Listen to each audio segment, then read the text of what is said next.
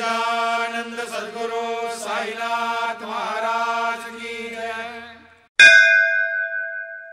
முதலில் உன் முற்றத்தை சுத்தம் செய்திடு. பிறகு மற்றவர்களின் குறைகளைப் பார். உன் வீடு குப்பை கூளமாக உள்ளது. நீங்க எப்படி அமைதியா இருக்கிறாய். தகுதி உள்ளது இதைக் கற்றுக்கொண்டு. அதன்படி நடந்து கொள். பின்னர் அதை பற்றி சொல்வாய் மற்றவர்களிடம். அனைவருக்குக் கற்பிக்கவே இந்த வார்த்தைகளை என்னை எழுதச் செய்தார். தாசன் பாதமடியில் தலை வணங்குகிறார். श्री सच्चिदानंद सद्गुरु साईनाथ महाराज की जय।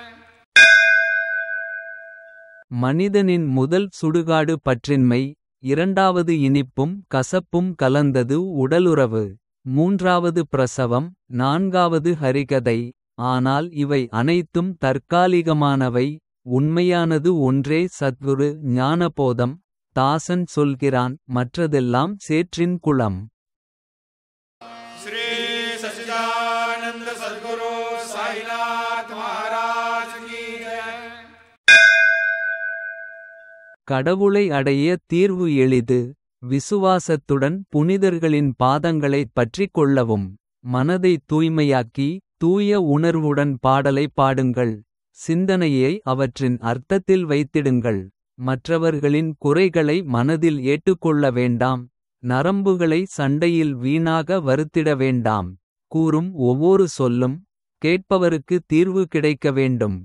தினமும் திறமைக்கேற்ப ஒரு உதவி செய்யுங்கள். என் நேரமும் சுயநலம் உதவாது. தாசன் கூறுகிறான் இதன் மூலம் தரிசனம் பெறுவீர். சத்குருவின் புகழ் பாடலினால் பயன்பெறுவீர்.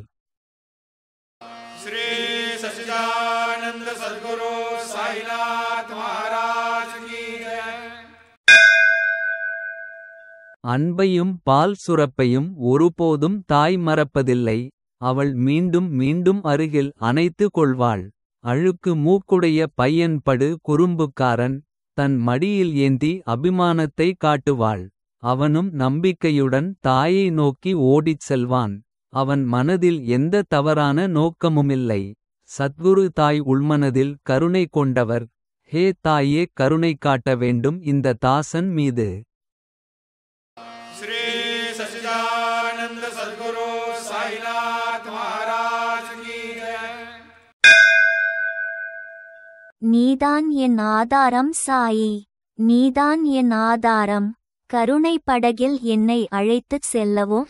உலக மகாசாகரத்தை கடக்க செய்யவும். ஹே கருணாநிதியே கூச்ச சுபாமுள்ள பக்தர்களுக்கு.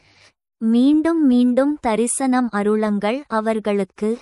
சாயி நீதான் என் ஆதாரம். எப்போதும் உன் பாதங்களில் லயித்திருக்கிறேன். ஹே பக்தியின் சாராம்சமே. சாயி நீதான் என் ஆதாரம்.